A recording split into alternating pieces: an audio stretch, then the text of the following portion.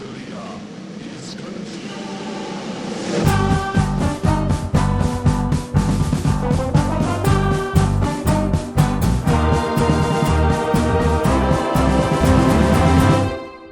we recording? Okay, we're recording. Okay, so I am here with Caroline Calloway, and I feel like she needs no introduction. However, I'm going to let her introduce herself in her own words if she wants, because I like to let people say what they are without me saying what they are. What if I was just like, Google me? It's all true. Well, then, I mean, the truth is people would find very, very disparate things people I find the most fascinating thing about you, and one of the reasons I wanted to have you on this show, is that people have the most extreme opinions about you one way or the other. And as you said, if you Google you're liable to find someone who loves you and thinks you're the greatest thing under the sun, and someone who hates you and thinks you're the worst thing under the sun. So I just want to talk to you about like what that is like to experience and to keep experiencing, because you live in a very public forum. But I'm already getting too ahead of yourself. Please tell us who you are. My name is Caroline Calloway. I'm confused about this microphone, and if I can sit here, I need to be closer. There you go. Okay, cool. I'm glad I asked. Yeah. I'm Caroline Calloway. I'm no longer confused about the mic situation. Great. And I'm a writer and art historian, a very bad one, and a very good artist. And the media that I make art in are paintings and writing and digital storytelling, Instagram stories and Instagram captions. I think of that as art that I make. I mean, we were talking just before we started Caitlin Flanagan's article about you, and I love her. I think she's the best no matter what she writes. And I loved her article about you. And she kind of talked a little bit about how Instagram in the right hands is kind of like a living piece of creative nonfiction, which I know you have a background in. And we talked a little bit about that piece, but that sort of, I hadn't really thought of it like that. And I'm newer to discovering you because the genesis of me being interested in you was so many people around me were talking about you. And then I started to look and read about you and look at your page. And I find it to be actually pretty different than what most people might call like an influencer. Yeah. And I think that that's what you get labeled as an influencer, and you kind of like get lumped into with a bunch of other people. And when I think of influencer, I think of like somebody on a beach somewhere like trying to sell me like a face cream or something. And you don't do that. And you use Instagram in a very sort of different way, but I think a way that people sort of look to as like a new potential creative outlet. Is that right? Yeah, I've never done an ad on my Instagram grid. Like I've never sold a permanent post. Oh, that's cool. And I've only done one ad ever in my stories. It was for this animated series by the producers of BoJack Horseman that I really love. I felt like it was accepting an ad for promoting other people's art, which I felt morally very okay with. But if I can avoid it in the future and still keep the lights on and pay rent, I will never do an ad again, because it's so hard to get people to take my Instagram seriously as art, honestly. Like people just don't want to see it that way. And I feel like not only is it my best path forward for getting people to take it seriously is not running ads, but also I'm really fascinated to see how the value of having a totally ad-free account on Instagram will appreciate in value, because like even actresses and models do ads all the time. And I really have a good feeling about how increasingly special the fact that I don't run ads will be in the coming years, and I'm excited to explore that. Yeah, I mean, it's definitely rare. It definitely stands out, because the one thing I think you want to we have all these Perriers here, and we have Pellegrinos, we have whatever kind of sparkling beverage you want. Yeah, I would describe it as an abundance of Perrier. It is an abundance of Perrier. Yeah, at Perrier, you should definitely sponsor this podcast. Please listen to Caroline. You haven't been listening to me for all of this time that I've been trying to get sponsored by you. Listen to Caroline. She says, sponsor me. Perrier, sponsor me. Thank you. But yeah, I mean, the ads thing, I think for me, because I'm on Instagram, I'm on Instagram a lot. I see a lot of people on there, and anytime I see someone who does a lot of ads, I just think, aren't I being like sold enough shit? Like, this is a place where I just like, if I'm on here, I just want to see what people are up to and what they're doing and what they're saying. I don't like give a shit, and I don't want to follow someone anymore if there's like a McDonald's ad or something, and like it's someone super cool like eating a fucking Big Mac. You know, I actually really disagree with you. Yes. I think that's so, as a creative person, that's a crazy opinion to be so entitled to artist creativity that you should receive that content for free and they shouldn't be able to monetize it. Just because I'm really excited to explore sort of the frontiers of what a demonetized account looks like. I think, you would never work for free as a director. No, I wouldn't. Exactly. Although I wouldn't do it again. I know. I learned the hard way. No, but I'm not saying so, ads on the site don't bother me. But when I'm following someone who like... That's what I'm saying. Yeah. That creator yeah. is giving you so much value for free all the time. It's totally... I just disagree. And I think it's totally... I think you should be able to... Your annoyance is valid, but also valid is their need to make money and pay bills and to be compensated for all the creative content they provide you for free. For sure. And that's a good segue into something else I want to talk about, which is this sort of like fusion of person and brand and a means of making a living. Because I think a lot of people, and I think people especially older than me, boomers in particular, they look at younger people and the way they use social media and they think it's like oversharing or something like that. But I think that there's this thing that they haven't really been exposed to where there's this idea of like personal branding almost, regardless of whether you're selling ads or not. Because a lot of people do it even if they can't sell ads. They don't have enough followers, whatever the fuck. But I think that there's this like younger person's mentality of like, I'm not just a person. What I am is I'm me, but I'm also like a version of me, a curated version of me that I'm putting out there, it's not that you're necessarily, again, selling yourself as it, but it's like all folded into one thing, and you do it in a way that I think you would say is like, it is the art, the whole feed, the whole grid or whatever it is art. But I think there's like a disconnect with it, with an older generation. And I'm wondering, because you've been on Instagram, how long have you been on Instagram? 7 years. Okay. Have you seen, because you've been on it so much, is there like when did that start to become so much more popular than, because I feel like that really started with Instagram. Before that, with like Twitter and Facebook, that wasn't as much what it is. Yeah. No one ever had a personal brand on Facebook. Right. Exactly. Yeah. So how did you start using it as that, or did you discover that, or like when did that start to become something you folded in? I would say it's funny that you bring this up because I think about this a lot. The fact that like now everyone is telling the story of their life on Instagram and sort of the narrative of their identity and who they are.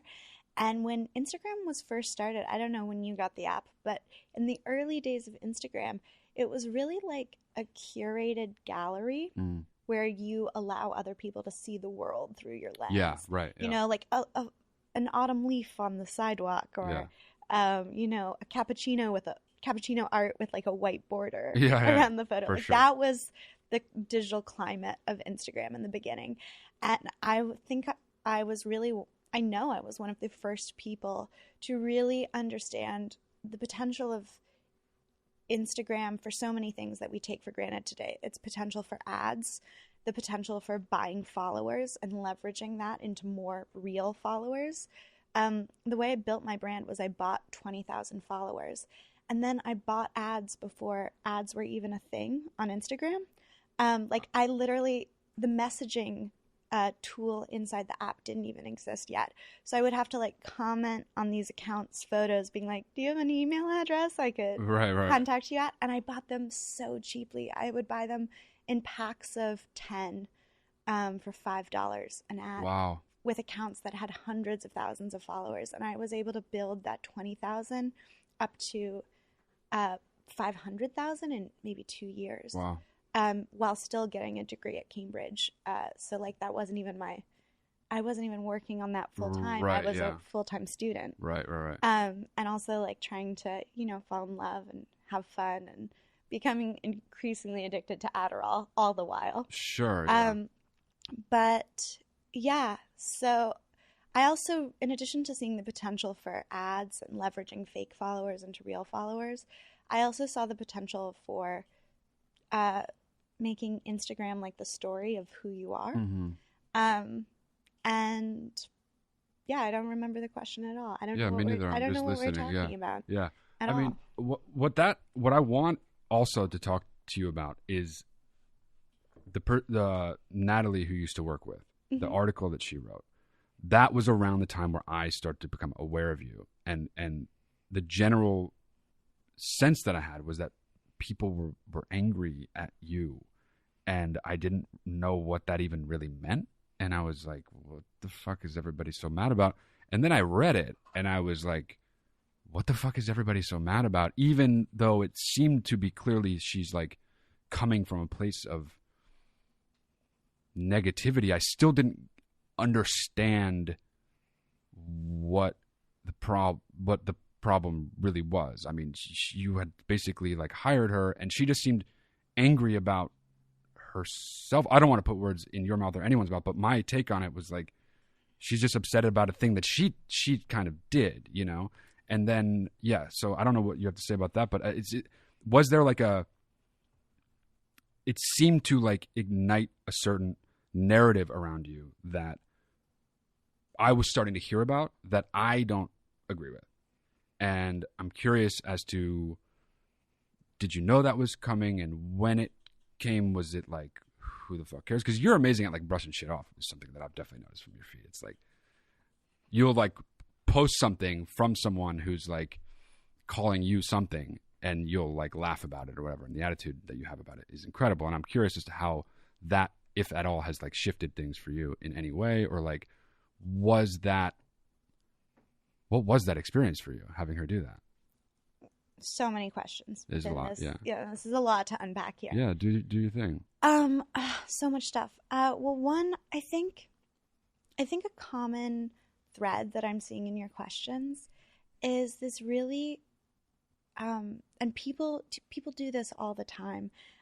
They just sort of, it's very zoomed in concerns about how I handle the pressure of people watching, how I handle the pressure of people thinking I'm something I'm not, the pressure of Natalie making a story out of like nothing.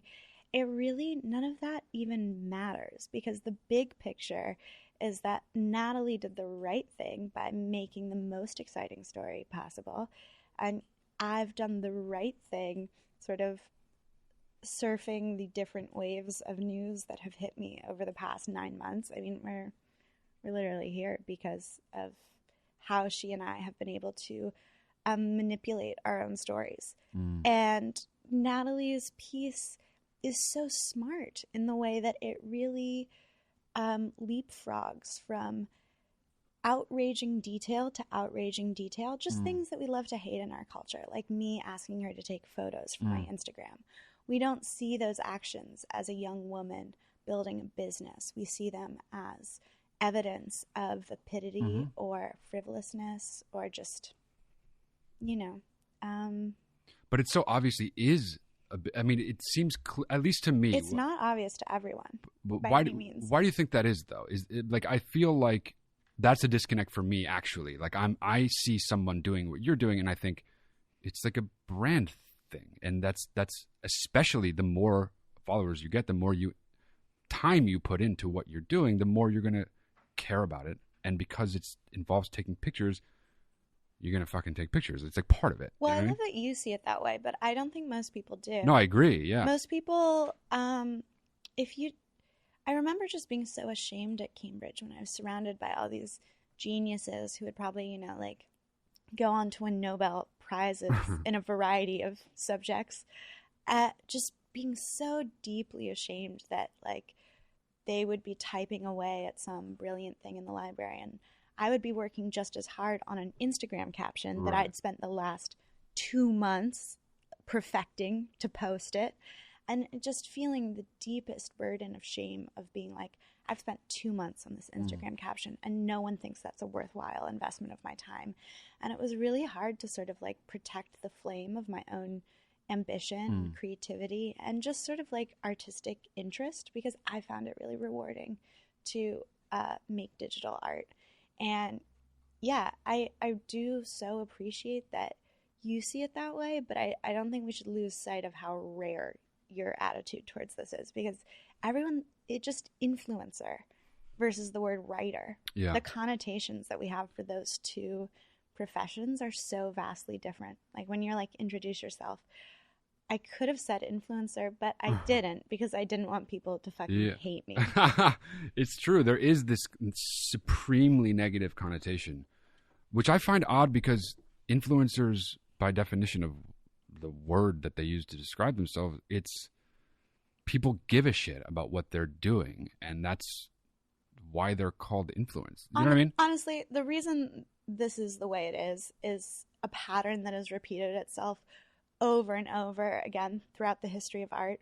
Whenever a new technology is introduced as a mode for creative expression, it's always denounced as new technology, as science. Everything from, synthetic paint colors to photography is a perfect example, because it also introduced this element of democratization of the artistic process. Yeah. To render something in three-dimensional space in paint, you need to go to school. But to render the same object in three-dimensional space in film, all you need to do is buy a camera. Yeah. And the criticisms that were lobbed at the earliest photographers were that, you have no training, anyone can get a camera, this is technology, this is not true art. And now every major museum in the world has a photography collection. And coupled with that overarching pattern of human history to sort of see the forefront of our newest technological creative advancements as not being part of the true artistic canon. Yeah. On top of that, there is the pattern of really discounting again and again and again any artistic media that are the purview of young girls. And this extends to artistic media that are the purview of people of color as well, but specifically within the context of young white girls, there's, scrapbooking in Victorian England. Young girls were making so much art, especially, more art than people who worked full-time as painters, because these Victorian girls, were just sitting around waiting to be married. Embroidery is another example. These sort of things that are made by young girls are just not there. No major museum, every major museum in the world does not have a scrapbook collection or an embroidery collection. And the fact that things like Tumblr and Instagram have really been the purview of young girls expressing themselves, coupled with the fact that we are always skeptical of new technology being art of merit, it really doesn't make it seem that mysterious to me why we don't take Instagram seriously. Sure, yeah. I think also it just sort of, there's like a bandwagon-y element to me when I hear people. It's almost like groan-worthy how much people, it's on the tip of people's tongues how much they want to say, how much they hate like the influencer thing, and like they don't want to be around influencers, they don't want to follow them. But it's like, I just don't, what I am disconnected from in that realm is like, I don't know why they care so much to be angry about it. Because the worst case for me, it's like, that's fucking annoying, I'm not going to look at it. But it's like this vitriolic thing where people will, and it might be, you tell me, it might be because it's like you can interact with the influencer and you can comment and write to them And there's this feeling that they're right there to be anonymously shitty to. And I mean, I deal with that to a degree, but I feel like, I mean, you post about it, which is one of my favorite things about your Instagram, is that you will post someone doing something shitty about you.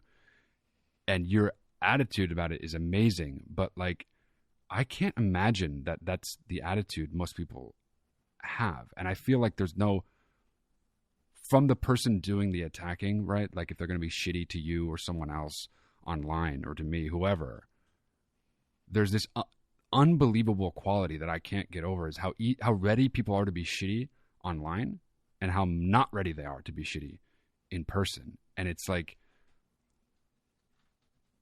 the influencer is almost there to be ridiculed because you're never going to see them in person, and you can comment on their page how much you fucking hate them. You know what I mean? How are you so good at dealing with that? Well, I think honestly, I learned that skill very slowly and steadily over 6 years. And then I had to learn that skill very quickly and very thoroughly in January when I went viral as a scam. Yeah. And something I've learned about fame is that as your name recognition increases, the barrier to entry of what you have to do to be written about lowers every time. And so, you know, Natalie's article never would have had the same momentum if I hadn't gone viral in January. And the next thing that happens to me will have momentum. Yeah. The barrier for entry of like what that thing has to be, or how much of a mistake I have to make, as I definitely will, how big that mistake has to be for it to be news is lower and lower and lower. And like right now it's so crazy. I'm in the news like every 2 days. Yeah. It's weird. Do you see that shit? Like, is that something that's in front of your face? You know, I Google myself because it doesn't bother me as much, but I don't have Google news alerts on because I want to be able to have control of when I'm reminded about it. Like I want to check in on it in places where it's like, you know, just killing it in business, feel pretty invincible, check the news. It's like that's a perfect time to do it, not in like a moment where I feel a little lonely or lost. Yeah, I mean, that's incredible. I go so far the other way. I don't want to know what anybody is saying about me. It makes me think about me in a way that... I used to be like that. Do you know what I mean? I used to be so scared of what other people were saying about me. And, you know, it really... I don't know if there's any other way to learn how to be I would never wish going viral as a scam on anyone. Yeah. It honestly like scrambled my nervous system for about 2 months. Like I was like an animal from the shelter in the sense that I like didn't want to be touched. Like I would text a friend and they wouldn't text me back for 2 hours. And then normally that stuff wouldn't even register to me because I'd be living my life. But for the first 2 months after that, my brain lived in a place where everything was so personal and everything was a possible sign that the people who did know me from me, maybe they didn't like me either. And I was so scared of that. But going, I mean, there's not much in this digital era. There are not like worse things that can happen for a public shaming than being accused of something that you didn't do. Yeah. And it's sort of like making a murderer. That line where he's like, you know, you have control over whether or not you commit a murder. Mm-hmm. But in this country, you don't have control over whether or not someone accuses you I remember committing that a murder. Yeah. And like, you know, I threw some events that were quirky AF, to put it in internet lingo. That's quirky as fuck for those of you who don't know internet lingo. Exactly. For all of you who are so lost on the internet that you're listening to this podcast, but you don't understand it. Yeah, you know what a podcast is and you know how to click on them and listen to them, but you don't. Who are you? Well, tell us your story, right? That's something, that's feedback I'll read, actually. Yeah. But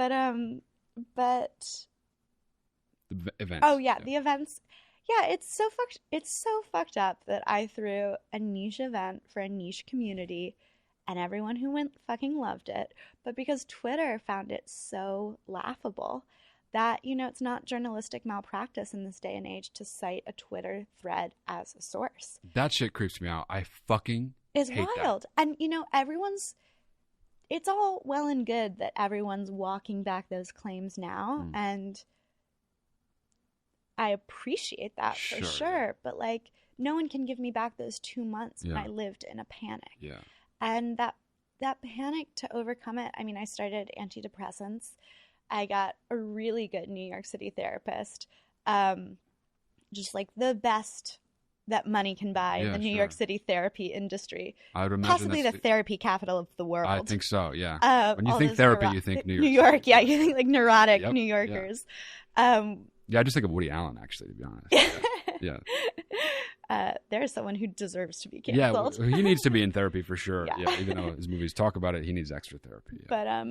But yeah, so I really, I want to be careful not to present going viral as a scam as something that people should go through, or being publicly shamed or being canceled as something that's helpful or an event that necessarily changes you, because it will change you. It will make you really scared, for like in sort of a permanent way, where you wake up and you're just afraid. But if you, sort of like any big life change, if you really, really throw yourself into just sitting with all the discomfort and whatever it kicks up for you, and really using it as a chance to learn about yourself and make peace with the parts of yourself that are heaping so much shame on you.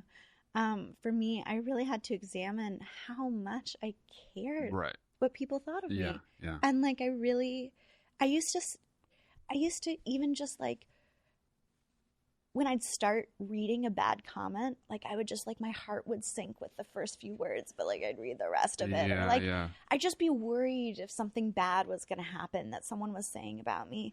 And I had to, I'm not saying this is the same for you, because everyone's mind is wired so differently. But for me, I really realized that the reason I was so scared of that was because I was really scared that I wasn't a good person. And I think I hadn't really internalized the belief that I was good. I think I'd really struggled because I am so ambitious, and I want money, and I want shit, and I wouldn't steal it. I want shit pull too. in. Yeah. But something that's tough is that, like, female ambition is really vilified. Yeah. And it's not okay as a young girl to want too much stuff, or else people won't want you.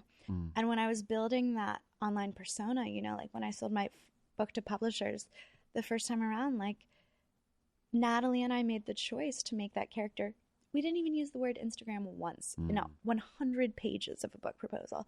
That girl did not have an online brand and did not have a mind for business, and she wasn't even writing a book. Yeah. That girl had no career goals. She just went to balls and had boyfriends. Right. And we made those choices because we knew that character is what would get us the big check. And we really had to sacrifice at a certain point whether or not we wanted to tell the truth or get paid. And we chose to tell the truth, but we lied by omission, and we got paid.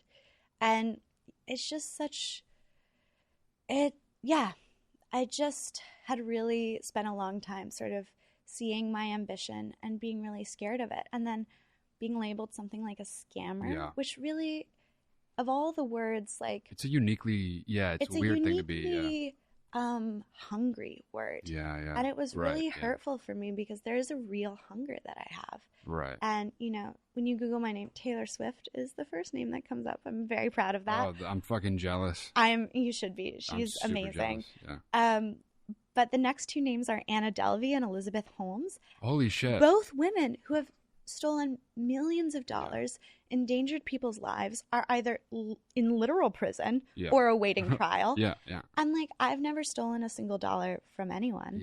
I've never hurt anyone. I think I'm a really good person, but I'm really hungry and I really want shit. And it was so painful for the place where, like, I get my information from the news I never thought the news would be wrong, like maybe Fox News, but like not every news platform in the world at once. Yeah. And it was so destabilizing in terms of like my self-worth and identity to have a real headline is Calloway is not a scammer. She's just a self-obsessed mess. Like, and that was one of the better headlines because they weren't calling me a scammer. That was my best case scenario for a little while. And and to get through that, I really had to reach and really work through all the pain and what it meant. But it helped me realize that, like, I am really hungry and I do want shit. And I think just admitting the truth of the things that had kept me from thinking I was good and not trying to bury them or deny them, but just making peace with them and being like, that part is sort of true, you know? And it's true that people call me a scammer, and just like sort of staring straight into the sun of reality. Yeah. And just being like, well, all those things are true, and avoiding thoughts about them aren't going to make that any less true. Right. Yeah. I mean, the scammer thing, it's interesting to hear it that way because it's definitely like an extreme, I mean, borderline, sometimes definitely criminal version of being ambitious and wanting things. A scammer, like, that's just the going too far version of the good qualities that you're talking about, you know? And I think that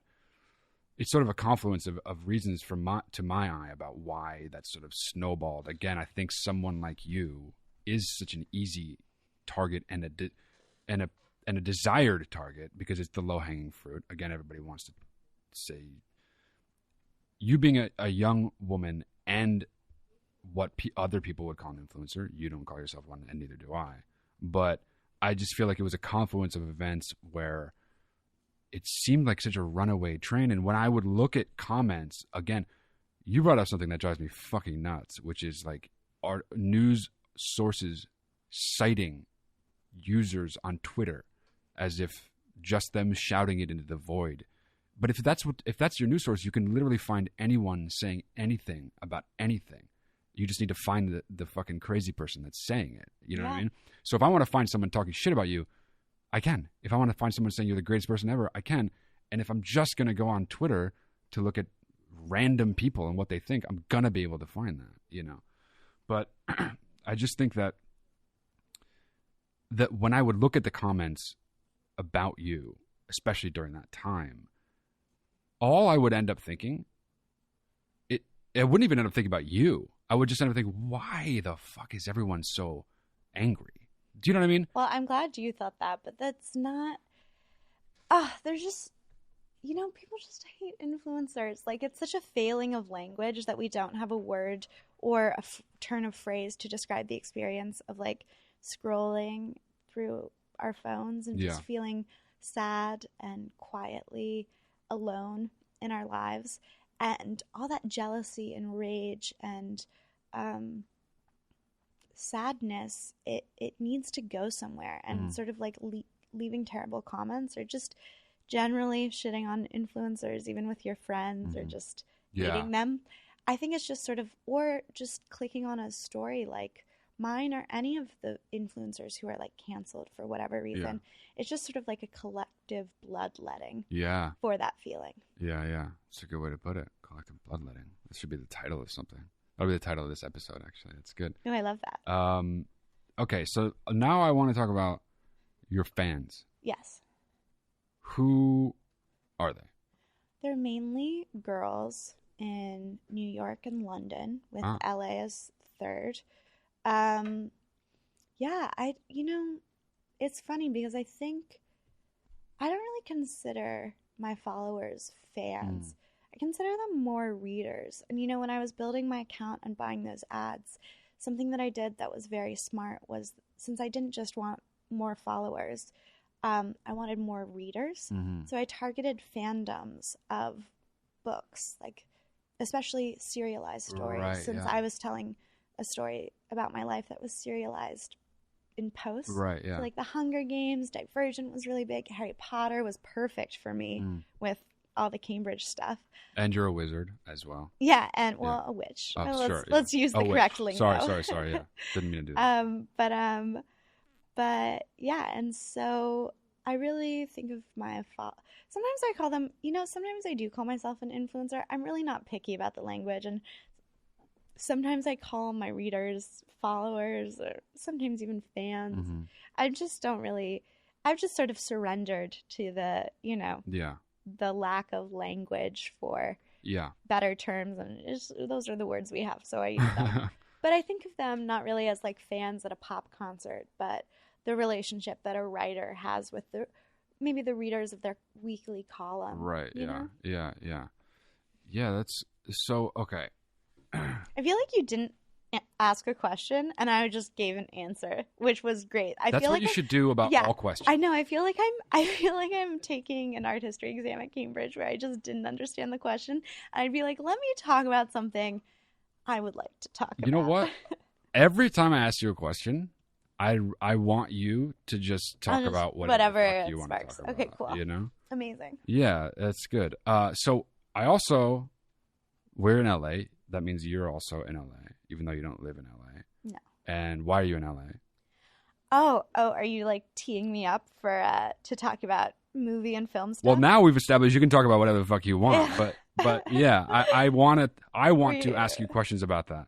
Yeah. But I don't want to jump right in because people won't know what the fuck I'm talking about. Yeah. Okay. So go ahead. Yeah. So I'm in LA because I am selling my life rights, but probably a piece of intellectual property that hasn't. To be totally fucking honest with you, I'm going to sell a piece of intellectual property. But to get meetings with the really high level producers and studios and actresses, people aren't interested in a piece of IP that does intellectual property. I've learned the LA lingo. Yep. A piece of IP. That doesn't exist yet. And I'm smart enough to understand that. And I also could sell my life rights, and I'm not fully opposed to it. But my plan right now is this next coming week, I have 10 days in New York, during which I'm going to take my book proposal that Natalie and I worked on, and I'm going to sort of strip it for parts. We wrote 50-50 of it, and I'm going to take the lines that I wrote, because a lot of it's true, and I'm going to fix the lines that she wrote. Not fix them because they're bad. They're amazing. I'll worsen them by changing them because it's just so fucking perfect as it is. But I don't want to use her words, and I'm a capable writer, and I'm going to add in all the bad stuff. And I'm honestly don't really fucking care where this thing gets published because I don't even care how much they pay me because the whole point of writing this piece will be to tightly hold the reins of my own narrative for the screen adaptation that's coming, and that it's so crazy. The first thing we talked about, when we can't even tell you this story in full detail, the first thing I said after I got out of my lift, after I was like, where the fuck am I? Where the fuck, yeah. They're literally sewing sweatshirts next door to us. Yes. Right here, when Caroline came. If anyone tries to tell you this is a very I got a call fancy podcast from your the room looks fucking what you're seeing looks fucking great. Yeah. When I got a call from your manager, I believe your manager's assistant, and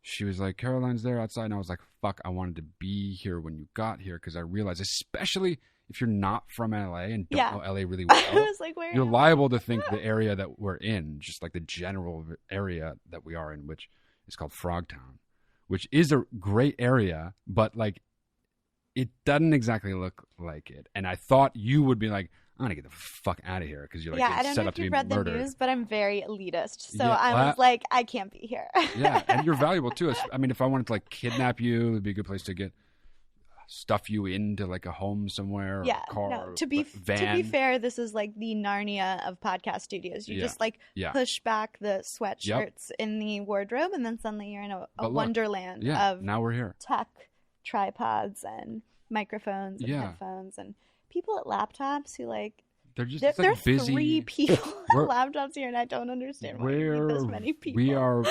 This is how I'm just a really, really, really professional person in a professional space, and you're here also a very professional person. We're just very, very professional here. I paid them all to be here, actually. They're not like doing they're shit. hired extras. Like, take your prop, pretend you're fucking writing something. I want Caroline to think I'm like go over to like read what they're writing. It's just like typed over and over again. Just scribbling drawings. Exactly. Yeah, just doodles. Yeah, definitely. Yeah. But yeah, so right after that happened, when I got out of my car, thank God one of us remembers what we're talking about. Yeah, I was like, you will not believe who I just met. This is so crazy. Yeah. And I feel like before you judge me for being like very LA about it, I cannot emphasize enough to you how much this is deviating from true LA culture, which is like mentioning famous people and being unfazed by them. I am so fazed by this. I am just, my truth is that I'm very struck by this whole experience, and I'm very ambitious and excited to adjust to this new reality, but I'm still really enjoying being starstruck by it, you know? So, I mean, I would be excited if somebody was going to ever depict me in something. I would be fucking so happy. I know. Well, this is what I've always wanted, truly. To have someone be you, where you can just sit back and watch somebody else be you? No.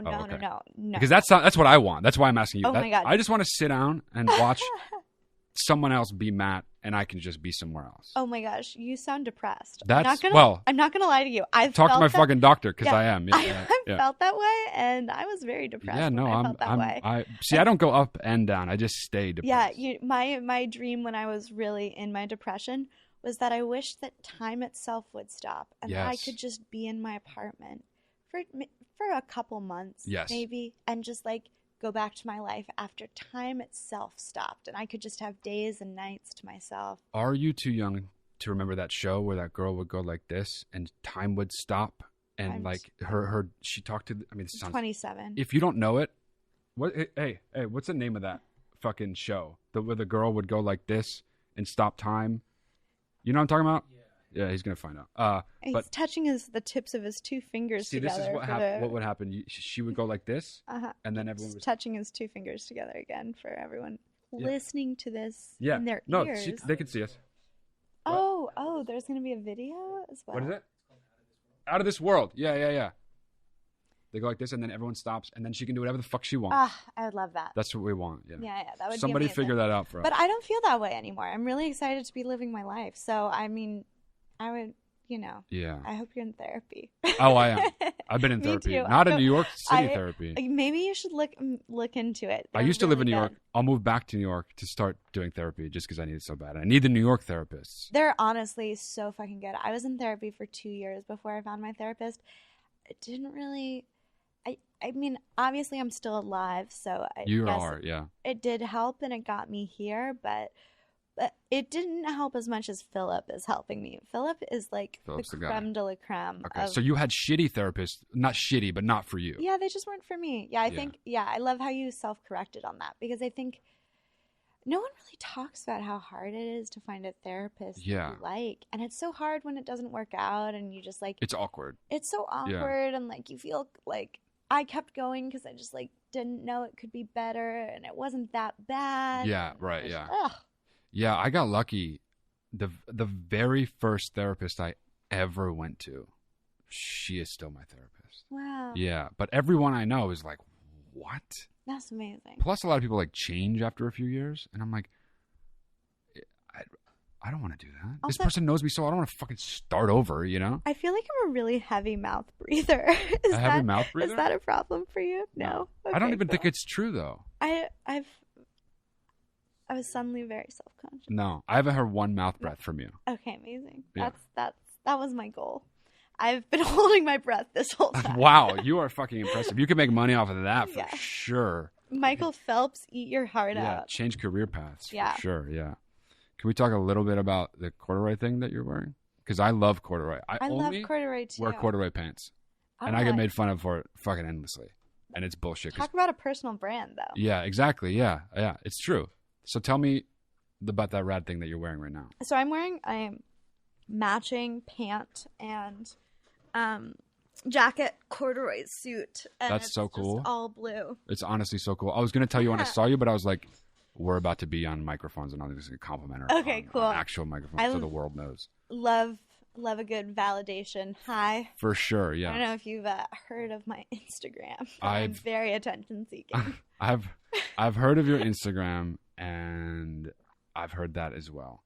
I've heard about you. I've heard, if I hadn't seen anything of yours with my own eyes, I would just have no idea what to think about you, because I've heard every possible different thing. And I'd be like, what the fuck is this? I think the important thing is to keep your eye on the big picture, which is like, that's sort of the goal, you know? Yeah, right, like, yeah. No, that's fucking true, yeah. Do you know how hard it is to conjure money and fame and power out of thin fucking air? I do, because I've tried it and it's not fucking easy. It's so hard, and I'm fucking killing it. Yeah. And like, it's a bummer not to be understood, and it's a bummer.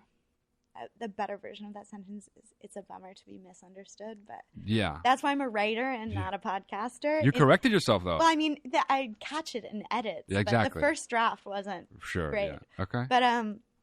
But it's a bummer to be misunderstood, and it's definitely a bummer to be trolled or cyberbullied or canceled. I mean, that whole culture is so toxic. But like, big picture, I want fame and power and money, and people talking about me is part of that. Yeah. And that was something that was also really hard for me to accept, because I think for a while I was living in sort of a fantasy where I associated fame and power and money with popularity. Mm-hmm. And I was like, if I have those things I want, it will be because people like me. And actually, no. Talking to these actresses, even just in this experience of selling these film rights or screen rights, film is just movies. It is, yeah. I've been confusing a lot of people in meetings saying film when I just meant stuff on screen. But you're learning, though. You're turning into an LA person. Oh yeah, I'm really fast learner. But yeah, learned the word packaging, overalls, second look. That's a big one. Yeah. Whoa. Yeah. You learn more. You're gonna be ahead of me in this subject, so it's good. The level you're at makes me feel. It's okay. You can call me to consult, but I fucking will. Yeah. Yeah. I'll teach you words like I'll call you hella. Yeah, Caroline. What does this mean? I just had a meeting. Tell me what this means. Yeah. Oh my god, it's like me. And after the meetings, I'm like, what did that mean? Yeah. But actually, it's so funny. I usually just say that literally during the meeting. But these actresses have just been through so much scrutiny. Yeah. Especially which their like male counterparts don't receive. Yeah. Female fame is different than male fame in the same way that like female being a working woman is different than being a man in the same professional spaces. Yeah. Doing the same job as a woman is a different experience. Yeah. And having fame follows the same rules of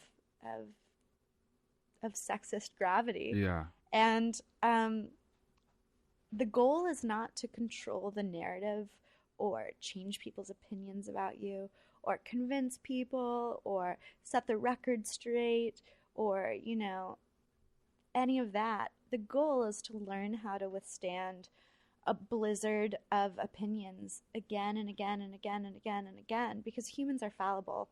Not the humans we wish we were, or the humans that you see in movies, or the humans we try to make celebrities out to be, but like real humans make mistakes, and we're flawed, and we'll make mistakes again. And you know, the best version, this is so hard for me to accept, but the best version of me isn't one where I stop making mistakes. And for so long, I held that idea so close to my chest without even realizing I had picked it up and started carrying it around, that you know, if I just self-improved enough, I would stop fucking up entirely. Nah. And no, the best version of yourself fucks up occasionally and just owns up to it when you do. But you keep moving and you keep making your shit and you keep staying true to who you are and not letting it turn you cold or weary or, I don't know, jaded. Yeah. And you just sort of let the noise swirl around you, and you just recognize it for noise. And if you're really a good person, your friends will stay by you. Yeah. And because you're nice and fun. Yeah. Yeah, I mean, I feel like part of the I mean, it's kind of like what you said earlier, which is that it's not that you would say it's a good thing that people were in an outrage thinking you were a scammer and writing about it. It's not that was good. But, I mean, if you look at it a certain way, more people know who you are now, and especially now that the truth can come out on the other end, it's hard to even make an argument that besides the emotional toll it might have taken, that it was even bad for you. Well, I mean, the emotional toll was so... What's so tough is that, like, the pain was so intense that I'm not even sure... if you had asked me while I was still experiencing that pain, if I would choose it for myself, it's so easy once you're no longer in pain to be like, I'd do it again. Yeah, totally. You know? But it's the difference between, like, after your workout, when you're feeling strong and accomplished and proud of yourself, and it's the difference when you're doing the rep and you're just in pain and you just kind of want to stop and you want to quit. And so it's just so easy now to look back on it and be like, it was for the best. Yeah, for sure. Like, so grateful I went viral as a scam. It made me who I am. Just like I feel that way about like my morning workout. Like, oh yes, I would have done it again 1,000 times, for it made me. But like when I was doing it, I was like, this is such a bitch. Like, fuck this. Yeah, yeah. I mean, it's definitely true that. Am I allowed to curse on your podcast? I mean, yeah. She please. Asked way too late. Keep going. Yeah. No, I've been cursing. Do 30 more. minutes in. Catch up. Make up for missed time now that you didn't curse the first few. Start saying fucking shit and everything else. Every other word now. But what I was going to say is, it is weird because in my early 20s, I was actually really sick for like 2 years. And those 2 years were definitely the worst 2 years of my life thus far. Who knows what's in the cards for me later on? It might get really bad. But once it was over, and increasingly as time moves on, I think of that as a period of my life that I wouldn't give for anything else. And I really think that. But it's weird that it's just true that if someone asked me while it was happening, if I snapped my fingers and you'd be better, is that something you would want? I mean, that's the only thing I wanted at that time in my life, you know? But it's just weird that after the experience, your brain so quickly puts it in this different kind of framework, you know? And it's almost like you don't even remember it or something, you know? The trauma. I mean, for me, it was actually being physically ill. And I have a hard time even remembering what happened at all. You know what I mean? You're just like, I think when you're deeply entrenched in something terrible, you have these blinders on, and it's just a moment in front of you over and over and over and over again. So you don't have room to sort of reflect, you know. When did all that shit happen with Natalie? With Natalie or going viral as a scam? The going viral as a scam, sorry. Yeah. Going viral as a scam, they actually both happened, I think, on the 12th of the month. That going viral as a scam, well, I mean, it's going viral on Twitter. Yeah.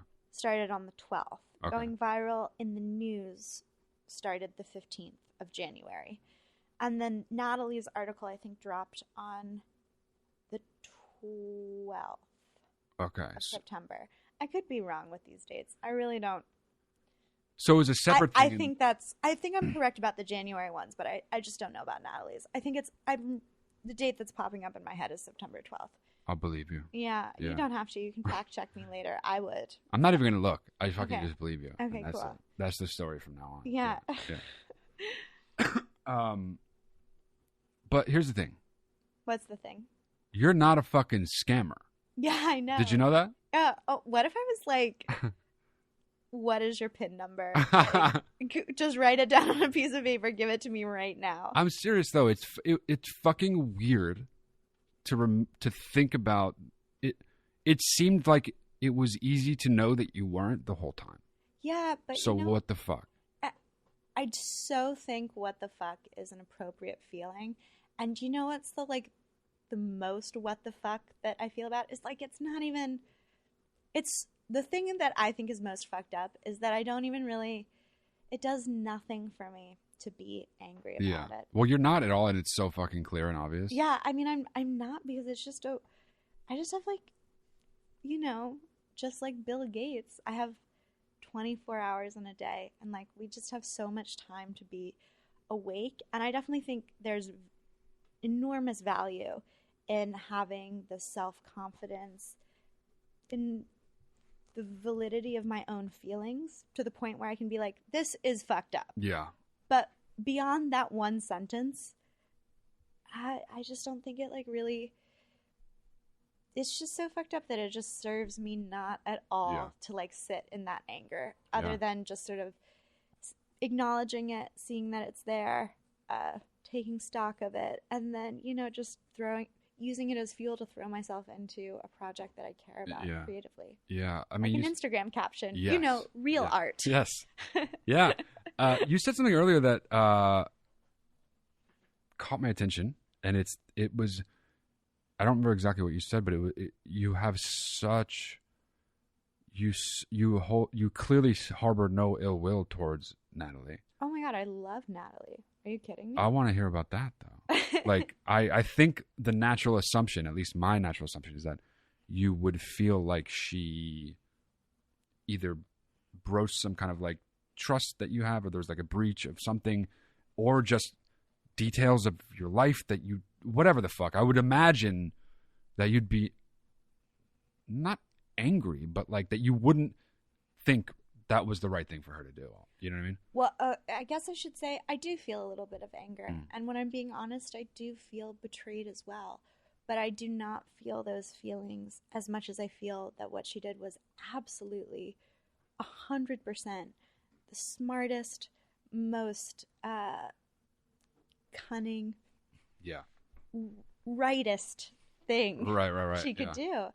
Because, you know, the thing is, Natalie did in September what I did in 2015, which is she accurately guessed what version of herself would bring her the most professional gain, and she told the truth but lied by lying by omission. I mean, like, everything in that article is true, and there's not a single lie in it. But, you know, I didn't lie in my book proposal. Right, I didn't lie on my Instagram. Like, I went to Cambridge. Like, I went to all those balls. Yeah. Like, I dated that polo player. Like, that really was my life. But I left out my addiction to prescription pills. I left out my depression. I left out my generalized anxiety disorder.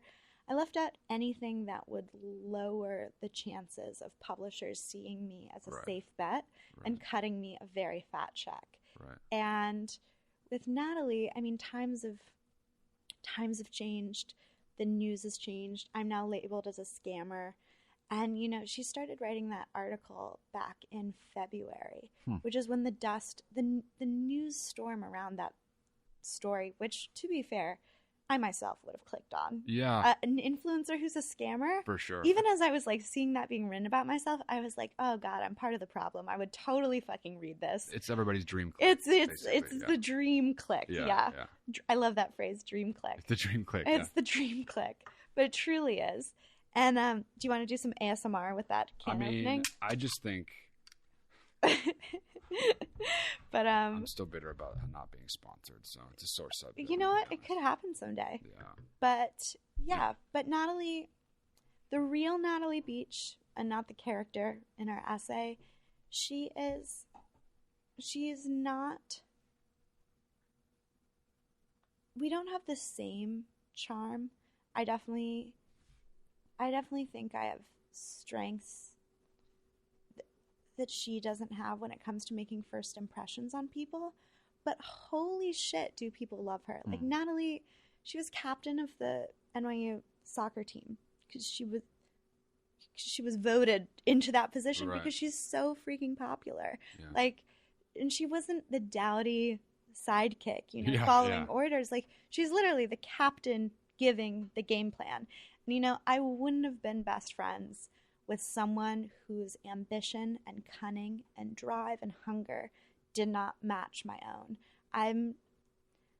I like people who are different than me, but I do not have time for people who cannot keep up with me. And Natalie could keep up with me step for step and outpace me in so many ways. And, you know, as she really did with that article, I mean, it really took a lot of intellect and resilience and creativity to be able to sort of crumple that story into a ball and toss it up into the air and sort of like tennis serve it back into the world. Because it would have broken a lesser writer, influencer, artist than me. But, you know, Natalie it was the right thing to do, because that ambition and that hunger and that cunning is the very thing which drew me to her in the first place. And I really want her to get paid. She really wants to be a TV writer, and she will be. I mean, she definitely will be now. Yeah, her deal that which I can't say who it's with or what network, but the deal that she's got is with an amazing producer who will make sure that once she does this project with him, she'll be in any writer's room she wants. And, you know, I also was a really shitty friend to her in the sense that, like, I've never met someone who struggled with addiction who didn't hurt people. And, you know, I hurt her in ways that she didn't even give justice to in that essay. Like, it's really hard. It's hard to make a compelling narrative that accounts for all the millions of moments when I let her down in small ways. Just things I was late to, texts that went unanswered, just birthdays I forgot, because I was just so wrapped up in my own pain and my own mental illness and my own addiction. And, you know, the only issues that I take with her whole essay, which I think is just so brilliant, so justified, so factually correct, is that she did out the fact that I've struggled with suicide, which I can sort of understand because she hasn't really been in the public eye, and I don't think she really understands the consequences of introducing a fact like that to the public record, or what that what the safety in keeping something like that private, or the burden in making it public. So I can sort of understand that. And I can even understand my other bone that I have to pick with it, which is in over 6,500 words, she doesn't use the word addiction once. She's very careful to make my behavior as an addict on amphetamines seem like my sober personality. Yeah. Which is, it sucks for me, but it's so fucking smart. I can't even hate her. It's the right narrative choice, because, you know, the more complex a villain she makes me, the more conflicted she makes her readers.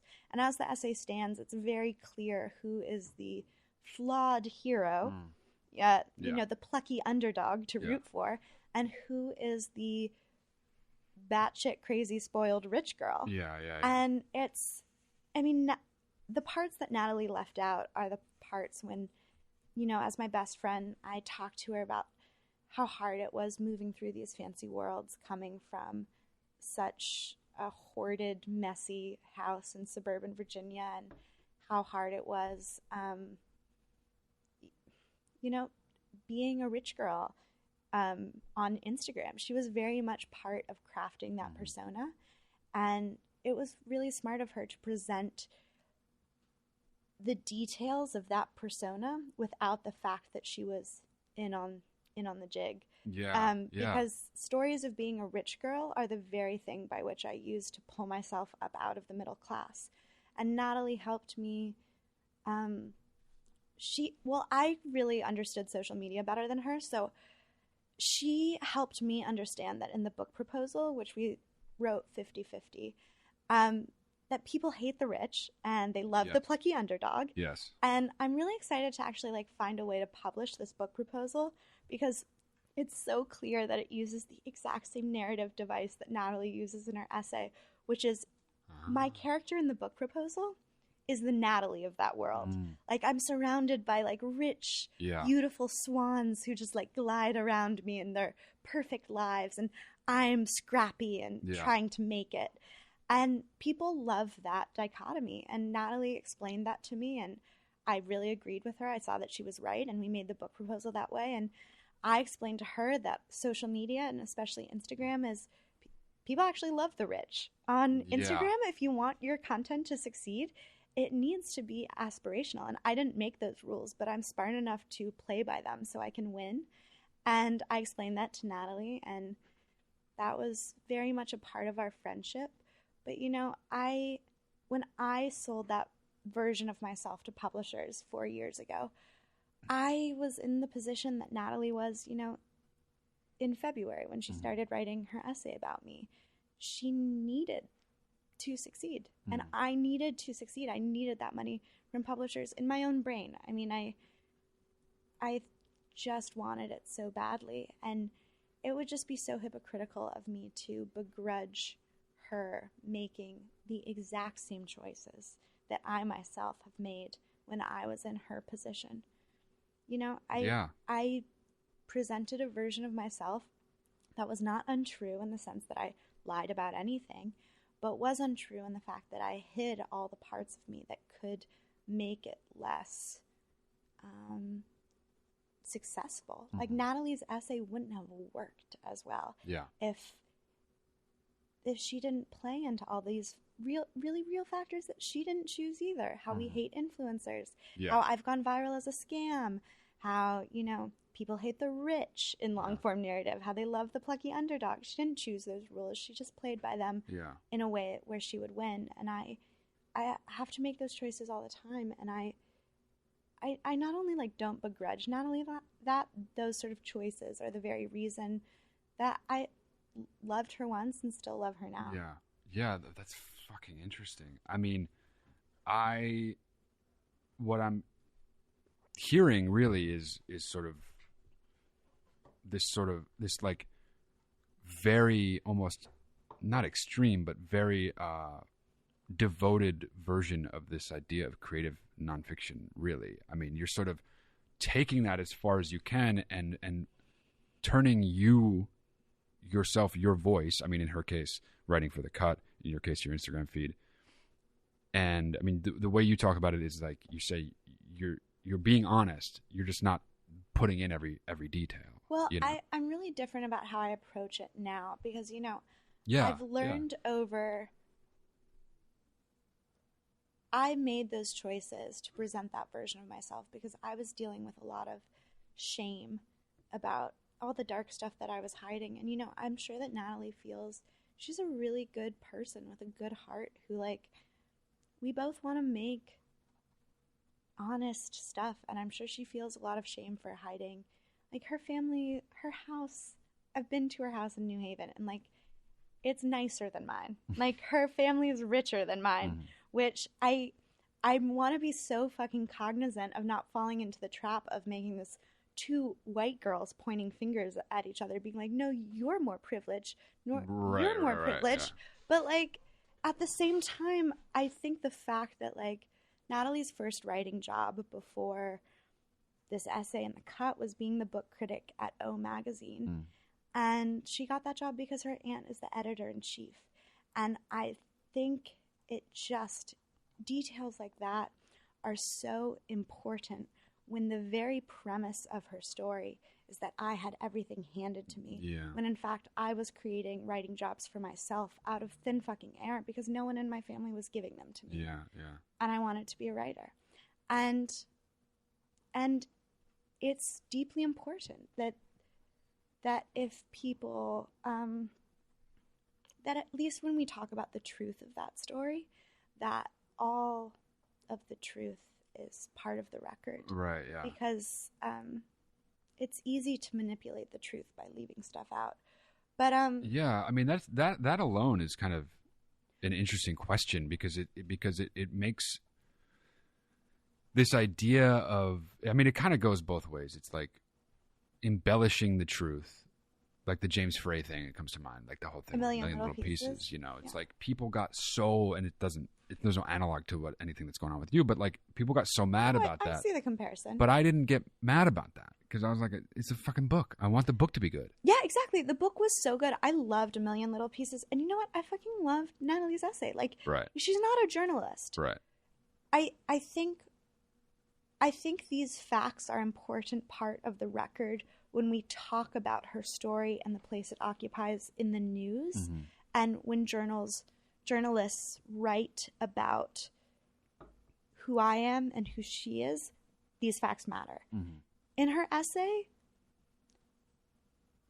I don't think they really belong there. I think she made a brilliant piece of art, and I think the truth is important when we analyze her art. And, that's the whole premise of art history is, looking at the truth of the context in which great art is made. But her essay, great art. Yeah. It's just really good. Yeah. It's so fucking readable. It's so exciting. It's so dramatic. It's so brilliant.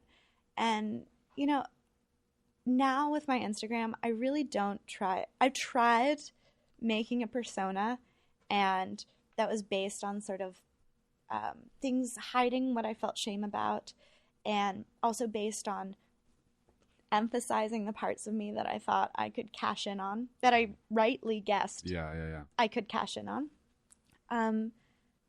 But I realized that, like, the reason I wanted to write a book and that I'd, using my Cambridge degree to be an Instagram influencer instead of going to be an art historian or getting any normal fancy person 9 to 5 that you can get with that diploma and with those friends that you meet in those places, is because I care above all else about creating stories about myself. When I was little growing up, I loved series of books, but there are no series of books that are true. They're all fantasy, and I loved them so much, but I just really feel like my calling in life is to make a series of true books.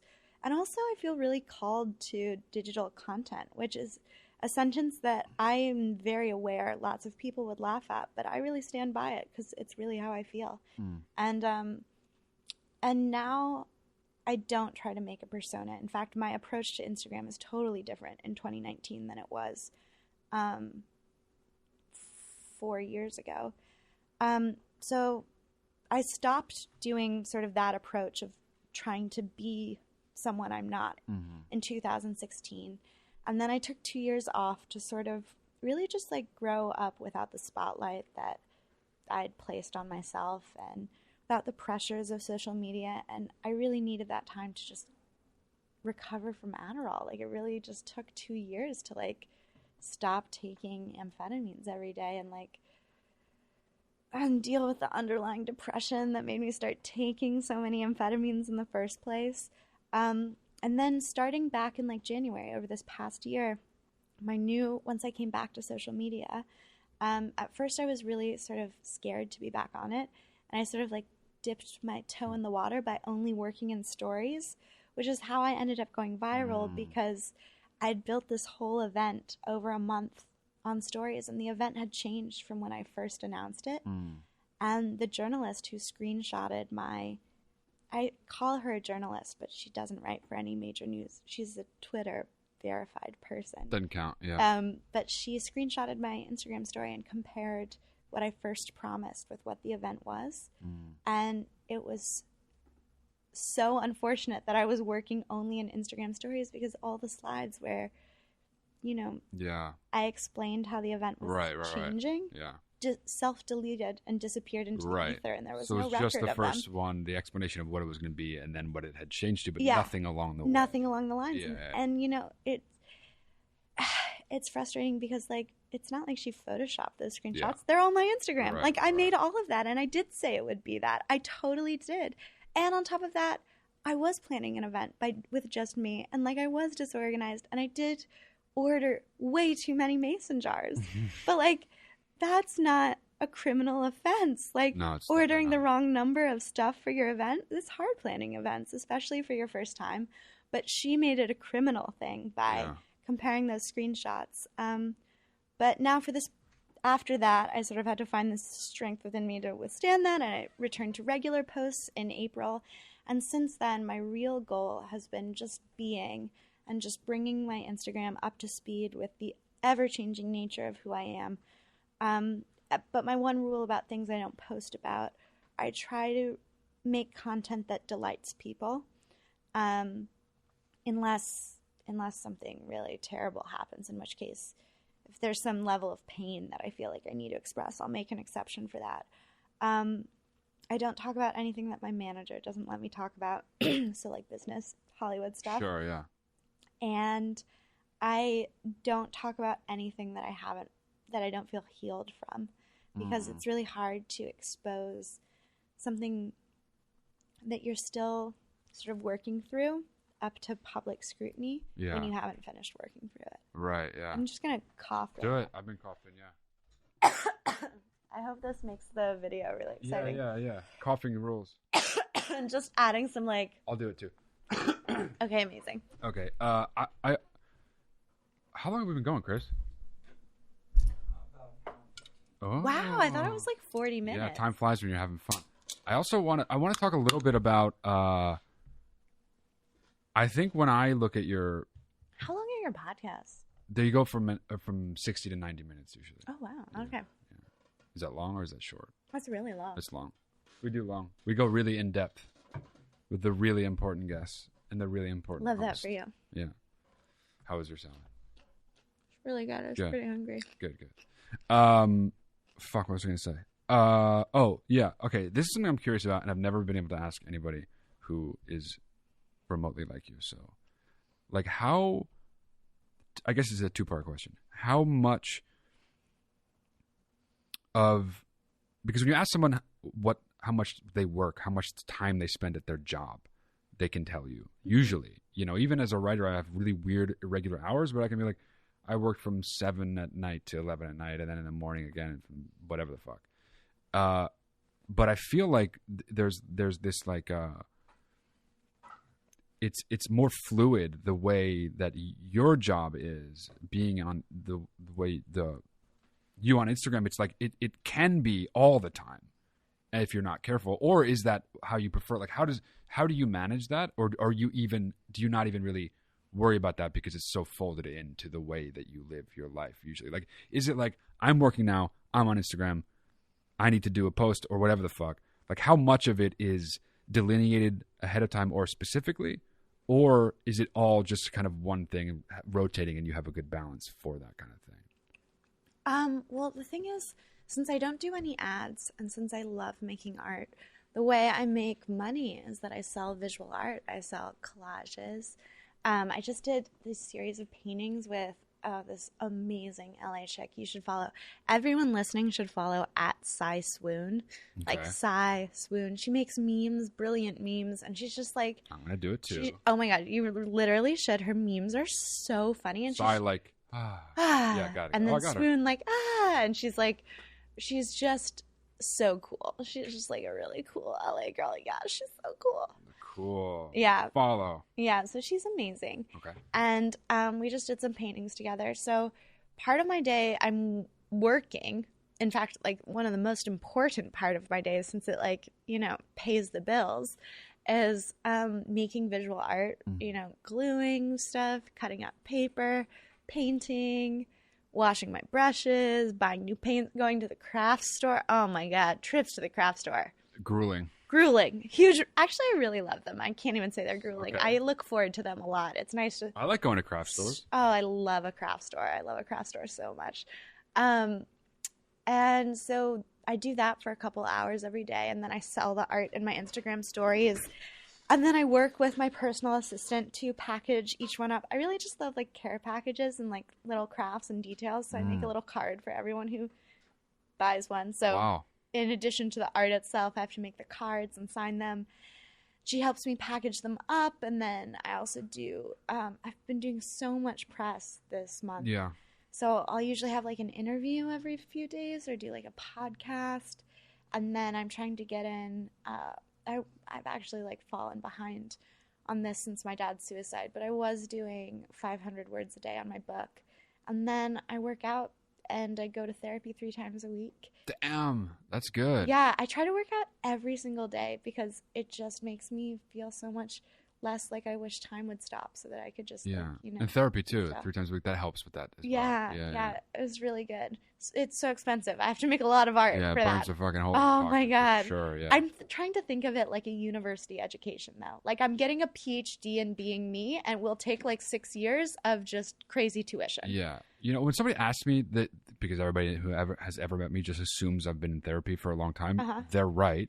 But they ask me if they should go into therapy, and my answer is always the same, which is fucking yes, because everybody should. Everyone should be in therapy. It's not like you go for a thing. You go because you're fucked up, because everybody's fucked up. Totally. You are not exempt. Go. Being a human, so painful. So go. Painful. Yeah, just fucking go. Yeah. Anyway, sorry. But so I have to do all of those things, and then I'll usually like see a friend or make a new friend in the nighttime. I love having people over for dinner, eating salads on my floor.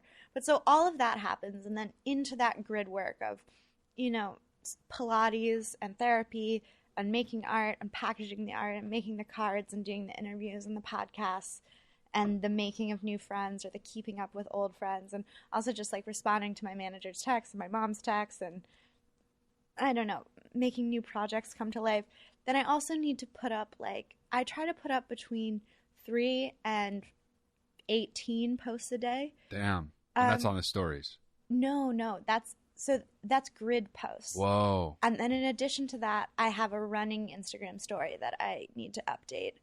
And just sort of like keep going at all times. So I really will just fit that into any pocket of time that I have in the day. And sometimes if inspiration strikes, it means just being like, for example, when I got to UTA for my meetings, we only had like 12 minutes till the first one started. And I literally had to be like, I'm almost done writing this. No one talk to me. Wow. I know I just got here. Pretend I'm not here. Keep doing what you're doing. They probably like that, though. It's like, this is why we're in business with her, because she's this fucking dedicated to this shit. Yeah. I'm trying to work really hard, because the thing is, I'm also coming off of having just taken 2 years really off. From everything. You know, like I sublet my apartment and I lived really cheaply with that money, and I was internationally depressed, which is different than traveling, as you probably know. Traveling, you're like on vacation, but when you're internationally depressed, you're sort of looking for a place that might solve your problems. I have a question. And failing. Is being internationally depressed better than being domestically depressed? Oh, they're pros and cons. Okay. You know, you have your routine at home. Right. You feel a little bit more rooted. That helps with depression. And that helps you get out of depression. But then in a new place, you sort of have the hope that, like, this new place might fix it. And you feel I think long-term being domestically depressed is the way to go. Yeah. But a short-term fix. It can jolt you out of it. It can at least make you appreciate, you know, the slant of sunlight through trees in a European park in a way that you would miss at home. Yes. And it's nice to connect to like mindfulness and like being present when you're so far away from those skills. Yeah. And traveling while depressed sort of gives you access to those moments of being fully present that you wouldn't otherwise have access to. Yeah. I mean, I find because I'm such a creature of habit as it is, and when I'm extremely depressed, I'll just like, so much so that I'll fall into such like I was going to say groove, but it's more like a gutter. And like, I'm like on a track where even at home, I'm like walking along the same path. I'm like laying the same exact way. It's like you get so fucking entrenched in the things that you're doing because it's familiar, you know. It's not that it's safe, because that's where you think it's safe, but it's really only familiar. And that can be the worst possible thing. It's a terrible note to end this on, but we're both depressed people. That's what we're going to do. But you're not depressed now. Yeah, well, I mean, you know, I actually just got into an interesting conversation with one of my friends who's a psychiatric PhD student at Columbia. She works in someone's lab at Columbia, pursuing some sort of doctorate degree in psychology or psychiatry. I don't really know. I'm a letters person. But she pointed out something on my Instagram where I had been like, I have chronic depression. She's like, the way the DSM-5 categorizes that, it doesn't exist anymore. You would say you have treatment-resistant depression if it's something that like you just have to manage your whole life. Or you would say that you were characterologically depressed. And I was like, oh God, that's inconvenient. Yeah. But I'll note taken. Can't we just say we're depressed? Yeah. Isn't that fine? I think that's okay. If I'm depressed and you tell me how to say I'm depressed, it's only going to make me more depressed. Yeah. Let's not do that. Yeah. Just depressed. It's fine. Simple, so if you're depressed too, you're not alone. And, you should go to therapy. And you should not be discouraged if the first therapist you go to, it's because here's the thing. You will be discouraged if the first therapist you go to doesn't get you. Because it's so hard after you've been holding so much in. Yeah. And then you finally open up to someone and they're just not getting it. Yeah. Or they're not seeing you. And you're like, I knew it. I knew it. And you're like, I'm wrong. I'm bad. Like, this is all bad. That's just might be part of maybe you'll be lucky like this freak of nature over here. And, that's the one way I've been lucky my entire life. And find the right therapist on the first go. But I've literally left, before I found my current therapist in New York City, I actually left one therapist's office legit sobbing because I had just gone viral as a scam. I was really panicked about being liked. And I felt like this therapist didn't like me as a person. And I felt like we just... it was so bad and it was so painful. It was so painful. So she just made everything even fucking worse. Yeah. It was. I just mean to say that like no one talks about how wrong it can go in the beginning when you're finding the right one, and you're not alone in your depression, but you're not alone in the struggle to find a good therapist either. Yeah. Even though a lot more people are open now about talking about depression than they are about how weird and painful and uncomfortable it is to like find a good therapist. Why aren't we talking about that more? Like, that's crazy. Yeah. I mean, I think people just for some reason don't want to talk about how they go to therapy. Yeah, it's pretty stigmatized, which is annoying. Yeah. I try to always post a therapy selfie when I go. Oh, you know who you'd like so much on Instagram? Holy shit, this is like so your brand. Okay, Alec with Pen. Alec with Pen. I'm gonna be shocked if you don't already follow this guy. I don't. Oh my God, Alec with a C. Alec with Pen. Oh my God, he's so your brand. Or just like the vibe I get from you. I mean, I'm already laughing, so that's... Yeah, you're going to love his humor. You're just like, tell me I didn't nail your brand with this. Oh, he does McSweeney's. Yeah, fuck yeah. And people I like, I already follow him. Yeah, there we go. It's been like vetted for me. Yeah. Okay. All right. So I feel like I sort of nailed that.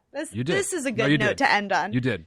Everyone follow my friends Alec and Gabby at Swoon, at Alec with Pen, and absolutely fucking follow me. It's very essential in my hunt for I'm joking. I actually make great fucking content, and I want to say one thing about you. Yeah, actually. What about it? I reached out to you directly on DM. I usually have my producer reach out when I'm interested in having a guest on the show, but I was just like, I fucking follow her. I was going to write to you. And you were so fucking cool right away, right out of the gate. And it was nice because that's not how everyone always is. So thank you. You're welcome. My username is at Caroline Calloway. It is. And everyone follow her, although you probably already do because you have like fucking million followers. Because I'm sorry, have you read the news? Do you is your fucking head buried in the sand or not? If it's not, you know who Caroline Calloway is. Okay, well, thank you so much for your time. Thank you so much for having me and all the Perrier. I wish I had more. I'm going to go buy a really cool sweatshirt next door. I wish I had more. Yeah. They got plenty. I'm sure they're on discount. All right. All right, cool. Thank you. Bye.